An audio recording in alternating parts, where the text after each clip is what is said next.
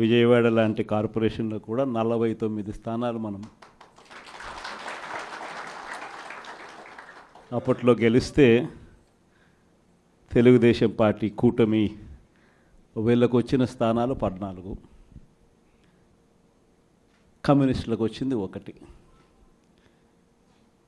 ఈ 49 స్థానాలకు మనం గెలిస్తే 64కు గాను వాళ్ళకు కేవలం 14 స్థానాలు ఉన్నప్పటికీ ఎన్నికలు అయిపోయిన తర్వాత రోజు నుంచి రకరకాల భయాలు, రకరకాల ప్రలోభాలు అదే పనిగా పెడుతూ ఒక 11 మందిని మాత్రం భయపెట్టో ప్రలోభాలు పెట్టో తీసుకోవడం జరిగింది. అయినప్పటికీ 38 మంది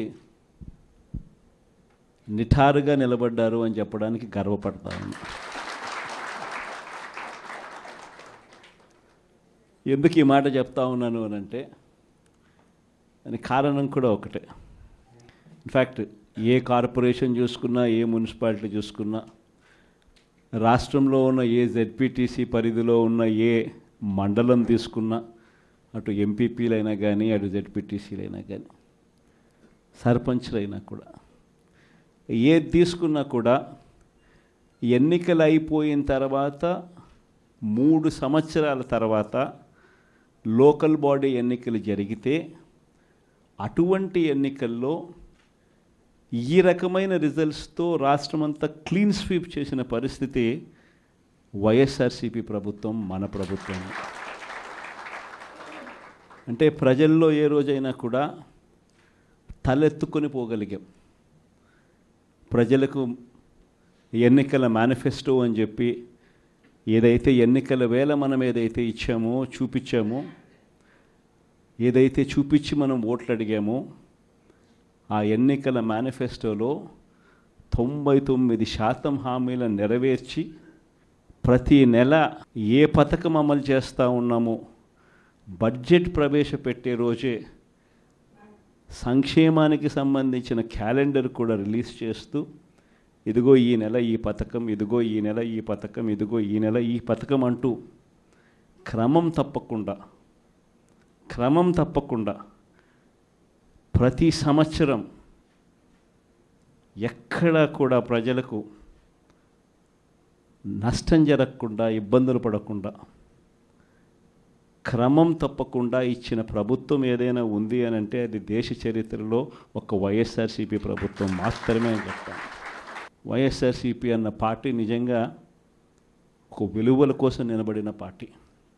నా దగ్గర నుంచి మొదలెడితే ప్రతి కార్యకర్త కూడా, ప్రతి గ్రామ స్థాయిలో ఉన్న కార్యకర్త కూడా కాలర్ ఎగిరేసుకొని ఇది నా పార్టీ అని చెప్పి గర్వంగా చెప్పుకునే, వాళ్ళకి ఏదైతే మనం చెప్పామో అది చేసి చూపించిన తర్వాతనే మనం ఓట్లు అడిగి గెలిచాము. కాబట్టి ప్రజల దగ్గర ఏ రోజు మన విలువ తగ్గల. కానీ ఎన్నికలైన 9 నెలలు కూడా తిరక్క మునిపే ఈరోజు ఏ తెలుగుదేశం పార్టీ కార్యకర్త కూడా గడప గడప అంటూ ప్రజల ఇళ్లకు వెళ్ళే పరిస్థితి ఏ ఒక్కరికి కూడా లేదు, ఎమ్మెల్యే దగ్గర నుంచి కార్యకర్త దాకా. కారణం, ఏ గడపకు వెళ్ళినా కూడా వీళ్ళు ఎన్నికలకు ముందు ఇచ్చిన వీళ్ళ మేనిఫెస్టో సూపర్ 6లు, సూపర్ 7లు ప్రజలు వీళ్ళకి ఇలా చూపించి, ఆ ఇంట్లో నుంచి ఒక చిన్న పిల్లాడు బయటకు వస్తాడు, నా 15,000 ఏమైంది అని అడుగుతాడు.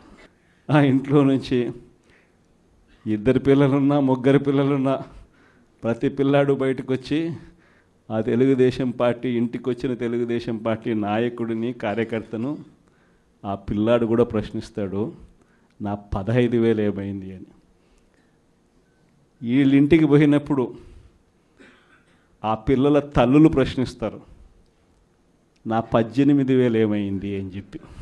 50 ఏళ్ళు నిండిన వాళ్ళు వచ్చి ప్రశ్నిస్తారు, నాకు 50 ఏళ్ళకే పెన్షన్ ఇస్తానన్నా, నా 48,000 ఏమైంది అని చెప్పి. అదే ఇంట్లో 20 ఏళ్ళ పిల్లోడు, ఆ పిల్లాడు వచ్చి ప్రశ్నిస్తాడు, నాకు నెల 3,000 ఇస్తానన్నా, 36,000 ఏమైంది, నా 36,000 ఏమైంది అని.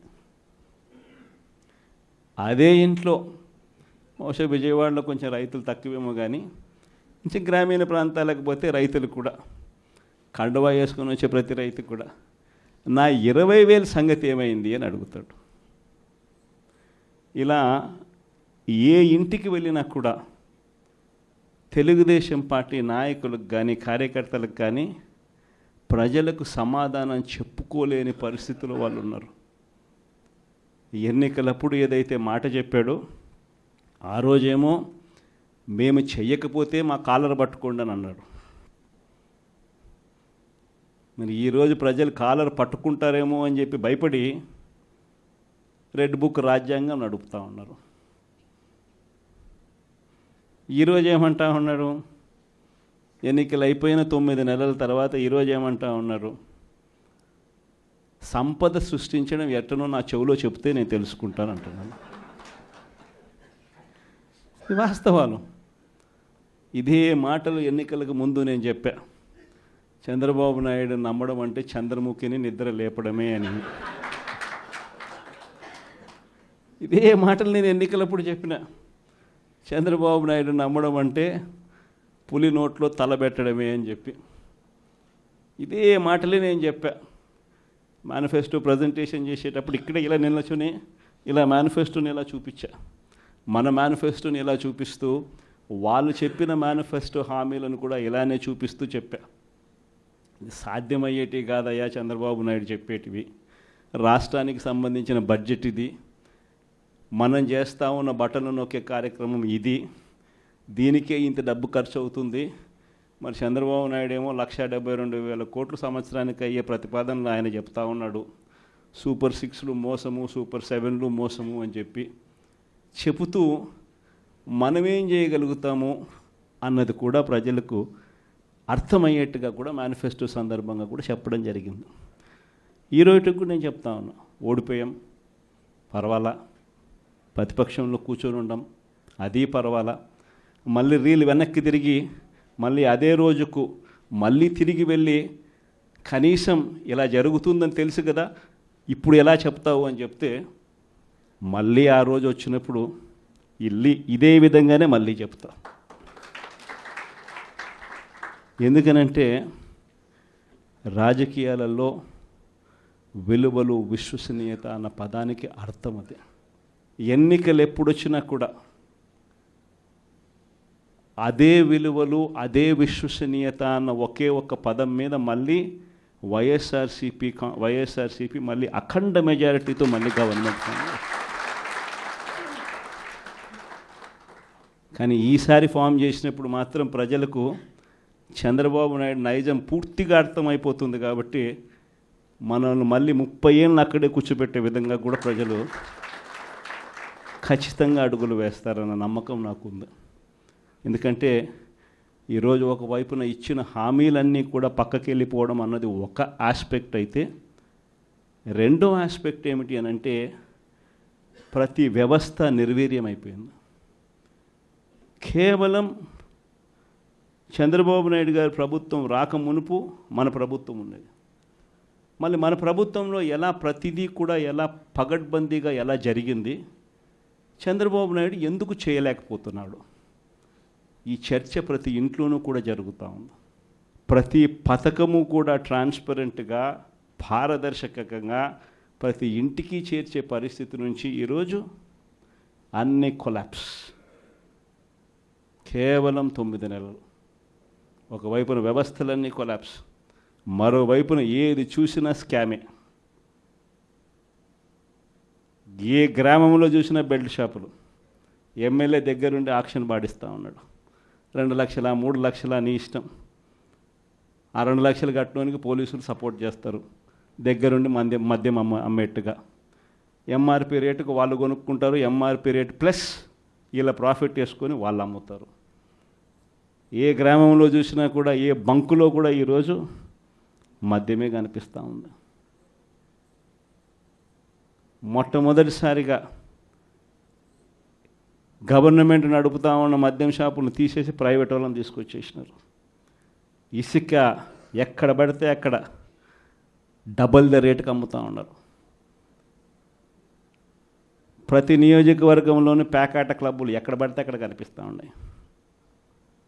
ప్రతి నియోజకవర్గంలో ఏ పని జరగాలన్నా కూడా, ఫ్యాక్టరీ నడపాలన్నా, ఆ నియోజకవర్గంలో మైన్ ఒకవేళ చేస్తూ ఉంటే చేసుకోవాలన్నా, ఏదైనా కూడా నాకింత నీకింత అని ఎమ్మెల్యే దగ్గర నుంచి మొదలైతే చంద్రబాబు నాయుడు దాకా పంచుకోవడాలి.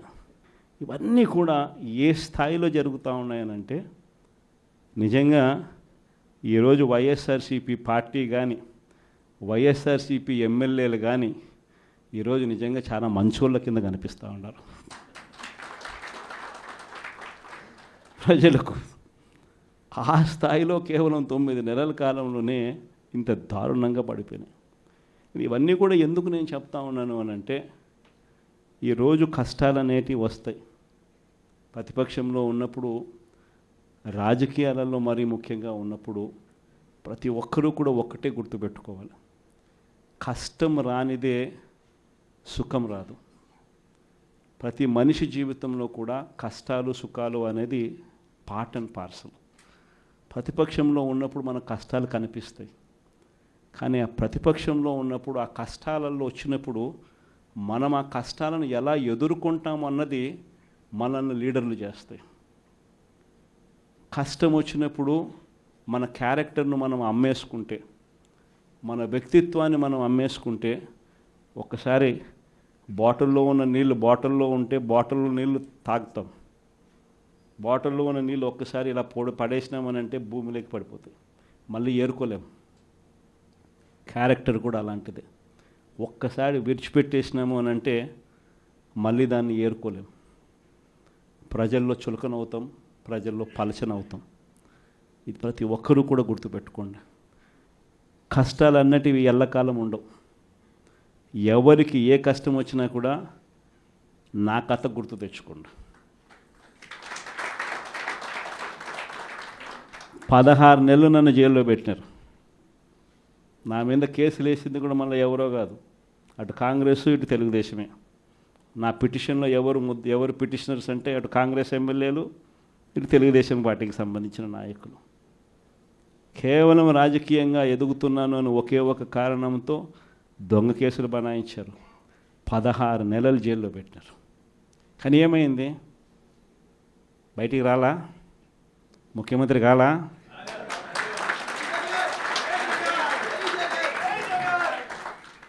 ప్రతి ఒక్కరు ఇది గుర్తుపెట్టుకోండి. ఎవరికైనా ఇంతే. మహా చేస్తే వీళ్ళు ఏం చేయగలుగుతారు? దొంగ కేసులు పెడతారు, కాదండంలా బెదిరిస్తారు, కాదండంలా మహా అయితే 3 నెలలు లోపల వేస్తారు, అది కాదండంలా. కానీ ఏం చేస్తారు? 3 నెలల తర్వాత మళ్ళా వస్తాం, రెట్టించిన ఉత్సాహంతో మళ్ళా పనిచేస్తాం.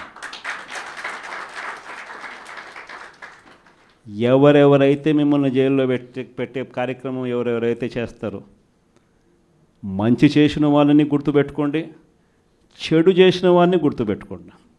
ఇద్దరిని గుర్తుపెట్టుకోమని చెప్తాను. ఊరికే చూస్తూ ఊరుకోం.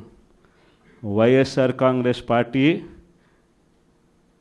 బ్రతుకుతుంది. వైఎస్ఆర్ కాంగ్రెస్ పార్టీ ఈ రాష్ట్రాన్ని ఏలుతుంది అని కూడా ఈ సందర్భంగా చెప్తాను. మరో 30 సంవత్సరాలు ఏళ్తామని కూడా ఈ సందర్భంగా కూడా మరి గట్టిగా కూడా చెప్తాను. కాబట్టి ఎవ్వరూ కూడా వైఎస్ఆర్ కాంగ్రెస్ పార్టీకి సంబంధించిన ఏ కార్యకర్త వెంటికి కూడా పీకలేడు అని చెప్పి కూడా ఈ సందర్భంగా చెప్తాను. ఇది ప్రతి ఒక్కరూ గుర్తుపెట్టుకోండి. ఒక్కటే గుర్తుపెట్టుకోండి, ఈసారి జగనన్న 2.0 కొంచెం వేరుగా కూడా ఉంటుంది. ఈసారి జగనన్న 2.0 కార్యకర్త కోసం ఎలా పనిచేస్తుందో కూడా చూపిస్తుంది. ఇది మాత్రం నేను ఖచ్చితంగా చెప్తా ఉన్నా. ఎందుకనంటే జగనన్న 1.0లో బహుశా కార్యకర్తలకు నేను అంత గొప్పగా బహుశా చేయలేకపోయి ఉండొచ్చేమో. ప్రతి పథకము ప్రతి విషయంలోనూ కూడా మొట్టమొదటిగా ప్రజలే గుర్తుకొచ్చారు. ప్రజలకు మంచి చేయడం కోసమే నా టైం కేటాయించా, నా తాపత్రయపడ్డ ప్రతి విషయంలోనూ దానికోసమే అడుగులు వేశా. కానీ జగనన్న 2.0కి వచ్చేసరికి మాత్రం చంద్రబాబు నాయుడు కార్యకర్తలకు పెడతా ఉన్న ఇబ్బందులు చూసా. కార్యకర్తలు పడతా ఉన్న అవస్థలు చూసా, కార్యకర్తలు పడతా ఉన్న బాధను గమనించా. వీళ్ళ కోసం గట్టిగా మీ జగనన్న ఉంటాడని సందర్భంగా గట్టిగా చెప్తాను.